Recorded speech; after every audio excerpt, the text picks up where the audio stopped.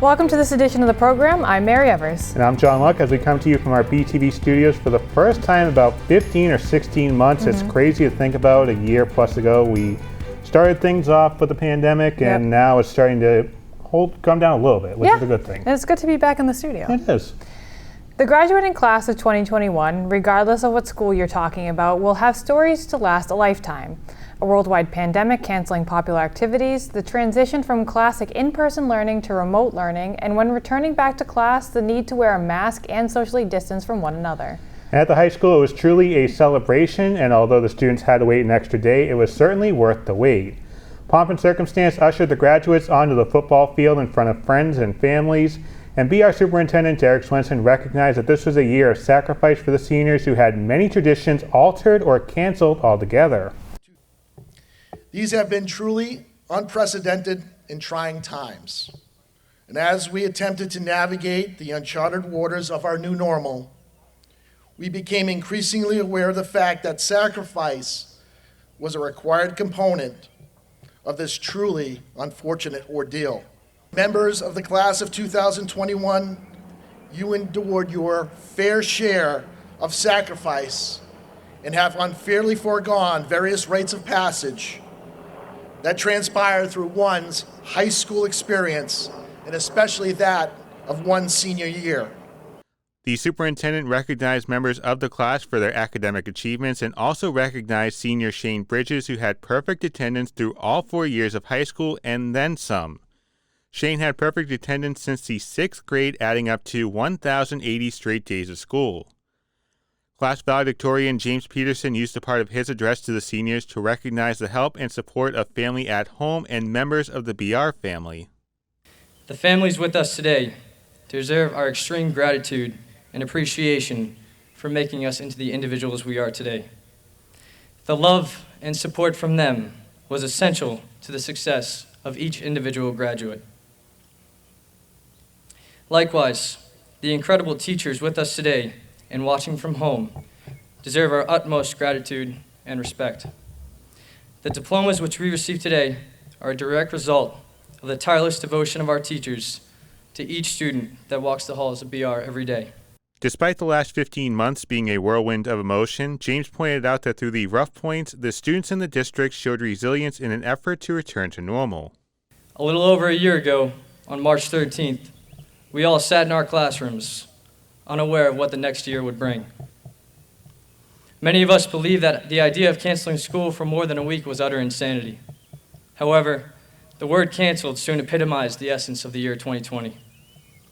Much-awaited sports seasons, proms, vacations, summer opportunities, semi-formals, and pep rallies were all stripped from us in a matter of months. Although 2020 brought about devastating news for our class and the difficulties of online learning, it also brought incredibly beautiful moments that we will cherish forever. What truly encapsulates the resolve and beauty of our class shined through during our senior year. It was in the smiles of seniors walking into the school this past fall and seeing friends for the first time in over 6 months. It was in the athletes bearing the difficulties of wearing a mask during games and practices, because of the love of their sport and of their teammates trumped their own struggle to catch their breath. And it was in each and every senior before you today who attended Google Meet after Google Meet and still ended each day with a smile on their face and a prevailing hope that tomorrow would be better. And we congratulate the BR class of 2021. You can watch the full graduation ceremony on our YouTube page. Just search BTV Access Corporation. While you're there, subscribe to our channel so you can stay up to date on all the events happening around town. Over the past year on our Facebook page, we've kept you updated on the state's community breakdown for spreading COVID-19. Many communities, including Bridgewater, started out 2021 in the red with 2-week case totals rising over 300. The state and the town have since seen a decline in weekly numbers, and the start of June saw Bridgewater turn gray on the state's risk map. 10 cases over the last 2 weeks is the lowest number seen in town since September, when Bridgewater had single-digit 2-week totals.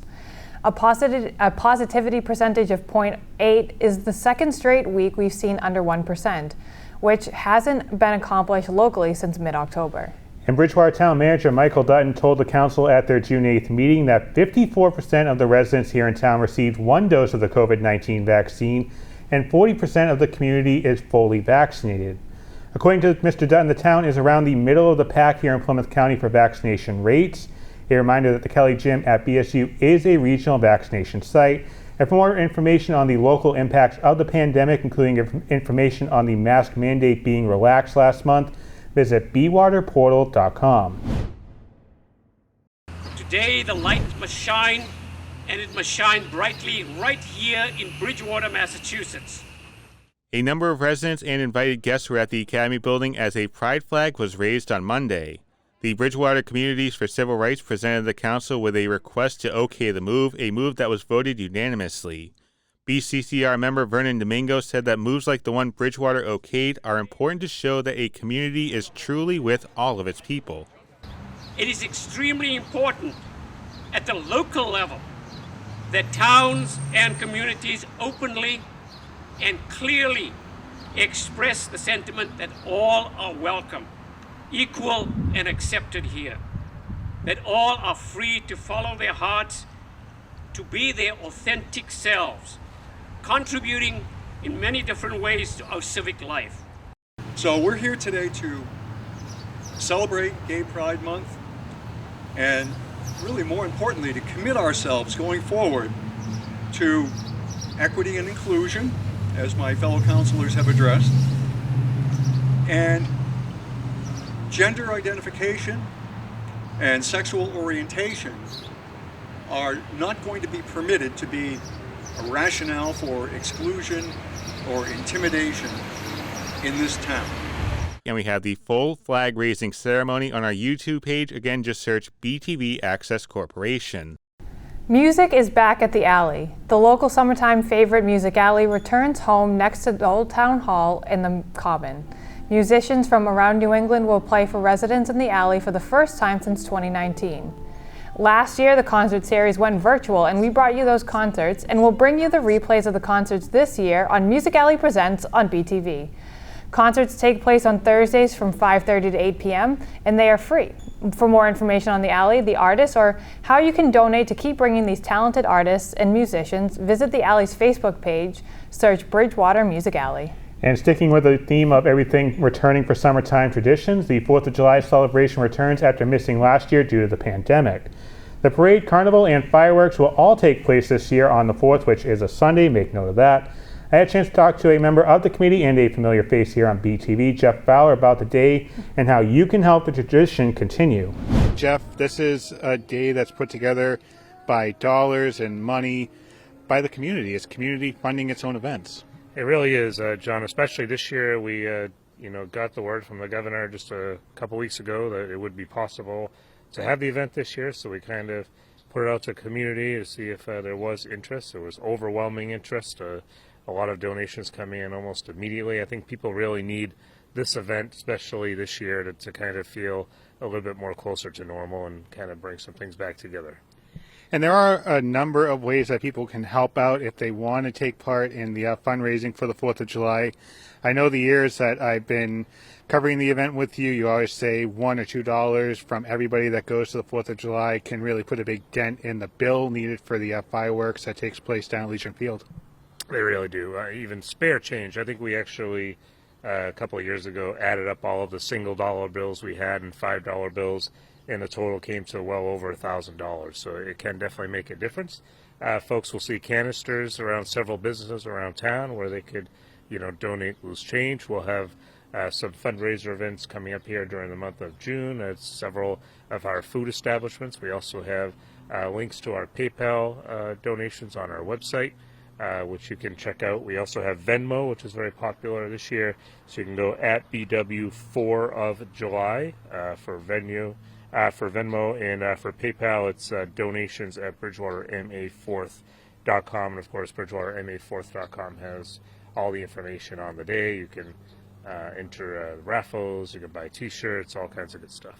With events taking place nowadays, things are altered. Is anything going to be altered with the 4th of July? I know the parade time is kind of in question right now just because it's on a Sunday, but for the events down at Legion Field more particularly, is anything going to be changed from years past?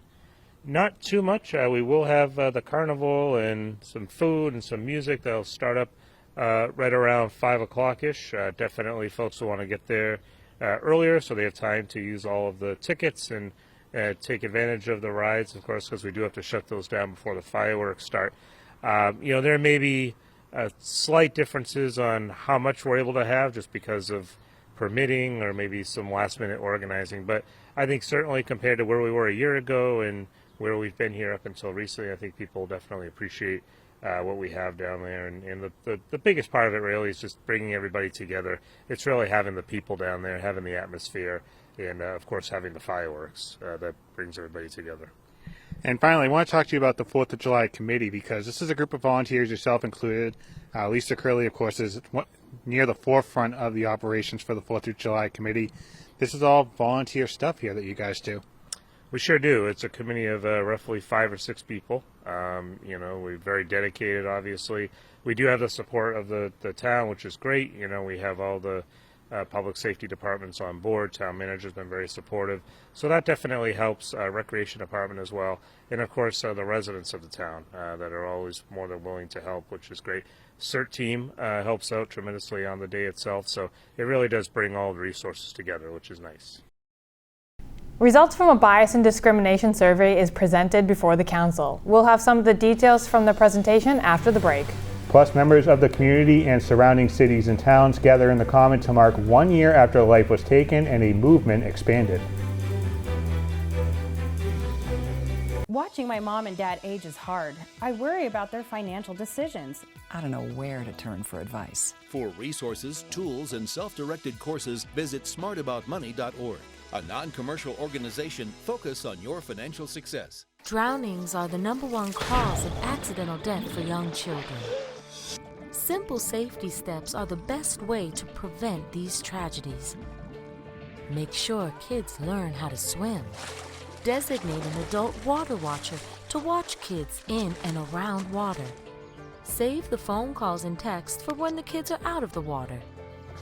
Properly fence all pools with fences at least 4 feet high and with self-closing, self-latching gates.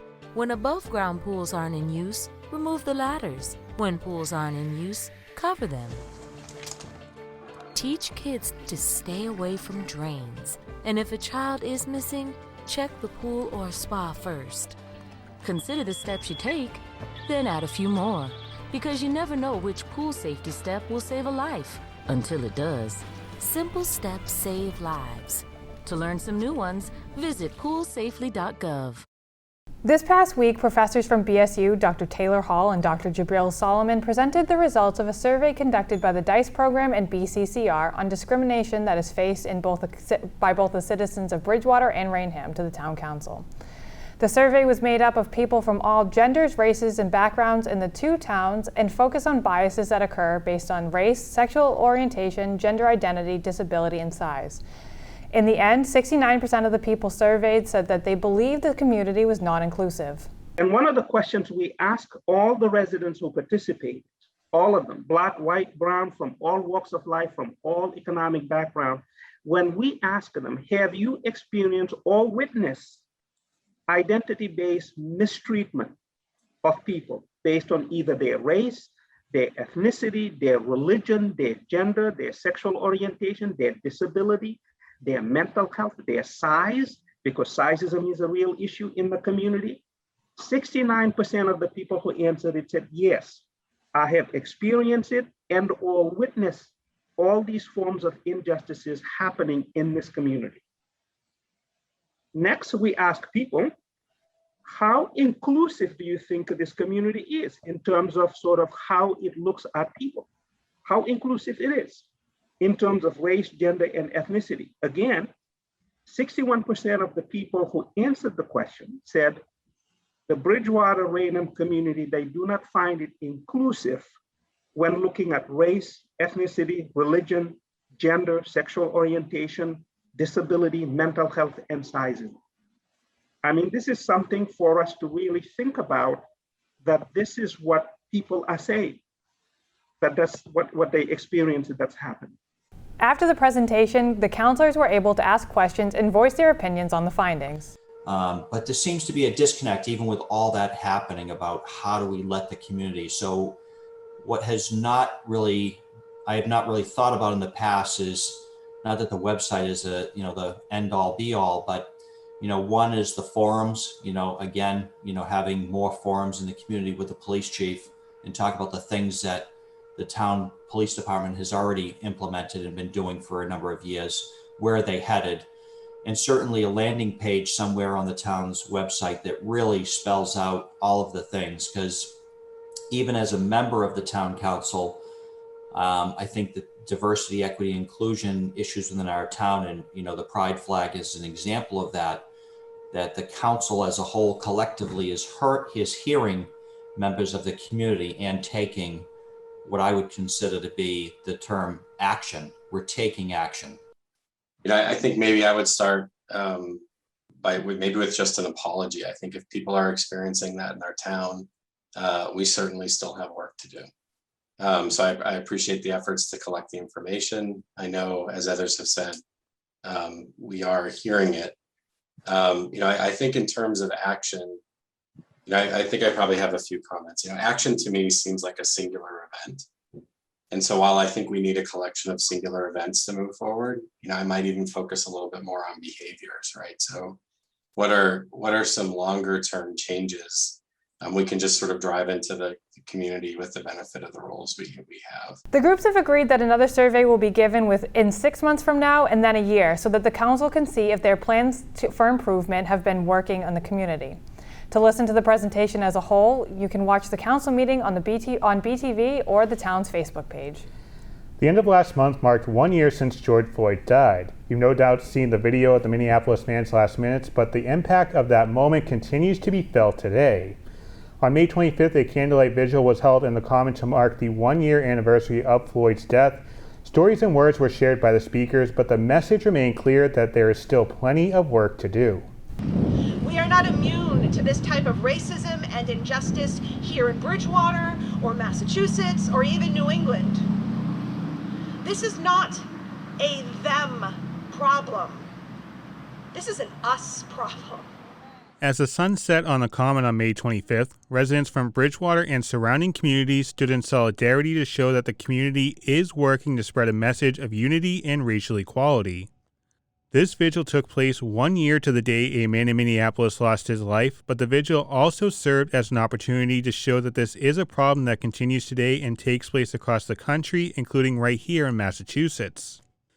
Pastor Alicia Velez-Stewart from Bridgewater United Methodist Church, a member of the Latinx community, was one of the speakers, and she has experienced the effects of racism, but continues to encourage people to work toward justice and being there for their fellow man.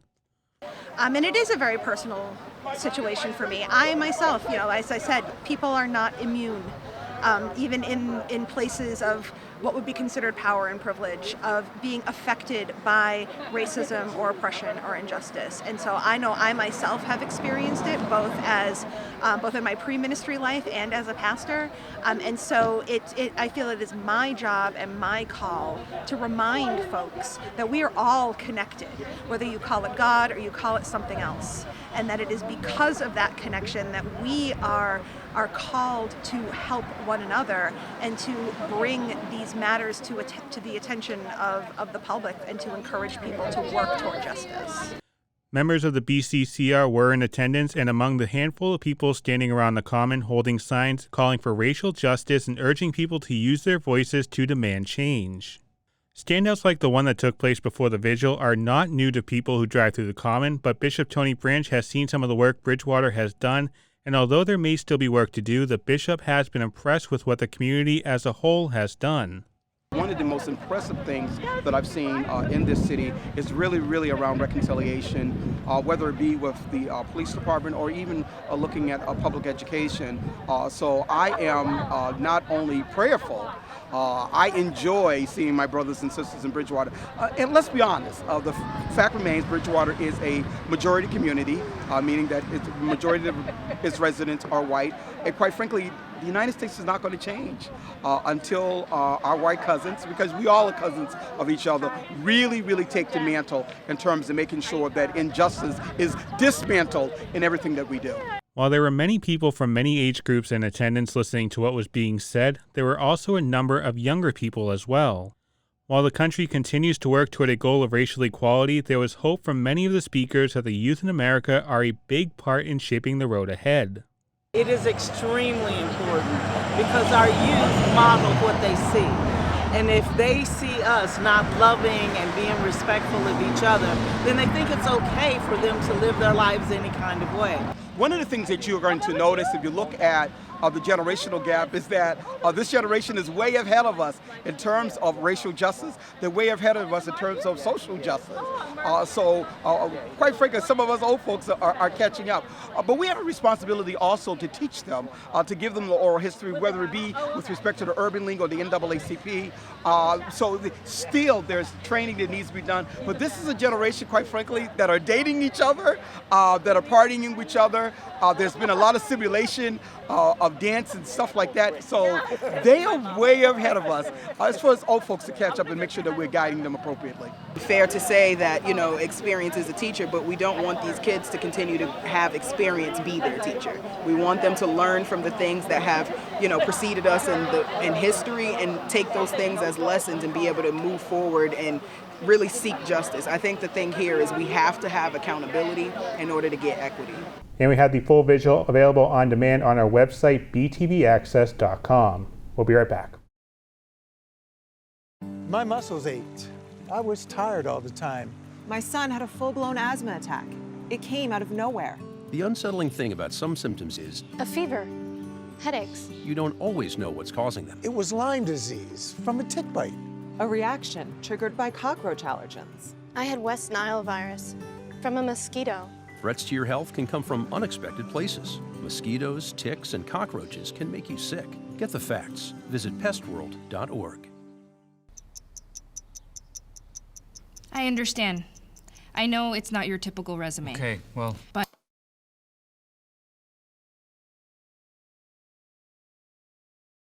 candidate. But I've been working double shifts just to pay for books. I've been raising my 2 little brothers.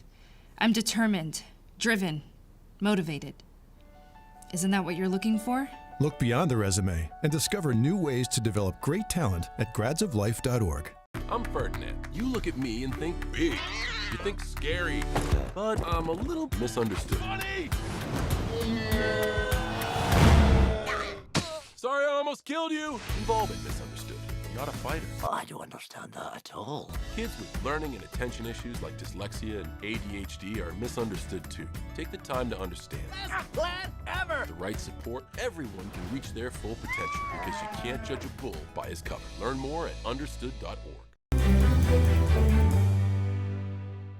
Welcome back as we check in on BSU athletics, and the softball team made a trip to the Lone Star State last month to play in the NCAA D3 softball regionals. The tournament was a double elimination tournament, which meant BSU would have to lose 2 games before being eliminated. Game 1 saw BSU take on Emory and Henry, and the Bears would lose Game 1 4-0. Kelly Reichert went 6 innings, allowing 3 earned on 6 hits, but the BSU bats could only muster 1 hit, dropping them to the consolation bracket. And that game took place just hours after the first game against Cedar Crest, and BSU fell short by an 8-5 final.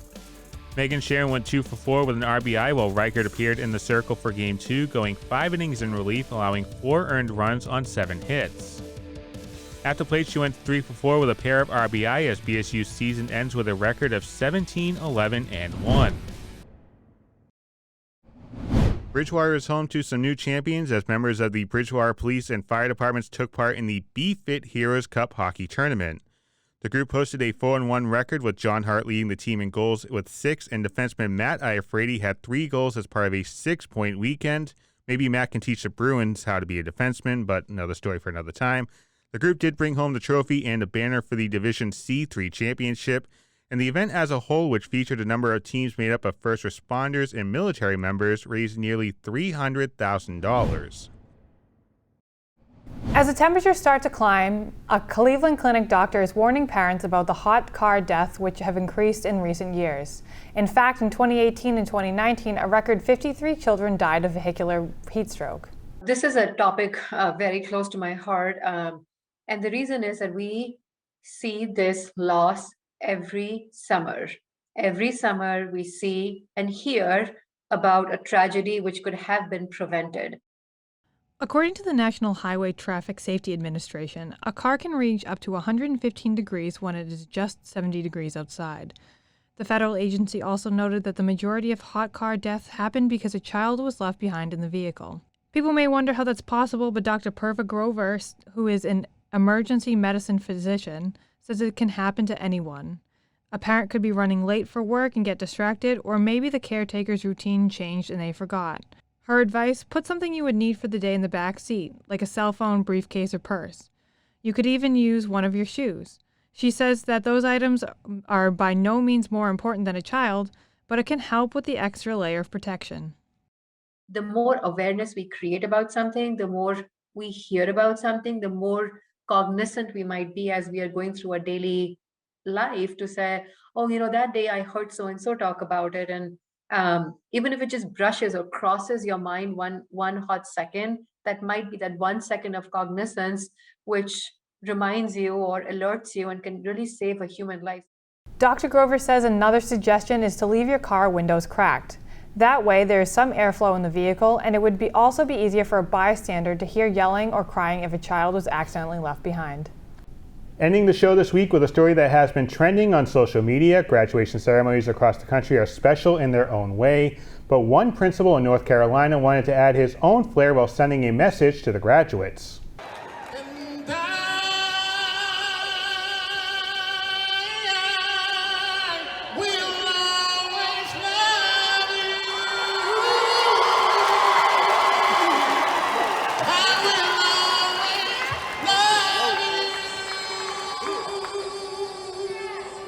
This is Marcus Goss, who is the principal at T. Wingate Andrews High School in High Point, North Carolina. And Mr. Goss, as you heard, belted out his version of the Dolly Parton of Whitney Houston's staple, "I Will Always Love You." The principal told a local TV station that there's a nervousness because nobody sings behind Whitney Houston and Dolly Parton, but the lyrics connected with the message he was trying to give to his students. And watching that video, I think he could be on American Idol. I don't see why not. Talented He just, rendition he might not want to leave his students behind to do that. I mean, I'm just saying, Mr. Swenson, Mr. Powers, if you wanted to just sing that type of song at graduation next year. Coming up, man. Yeah, we're right here to get that. You can stay up to date on events in the town by following us on social media. And don't forget to subscribe to our YouTube channel where you'll be notified of new content from us here at BTV. Thanks for watching this edition of the Bridgewater Review. I'm John Locke. And I'm Mary Evers.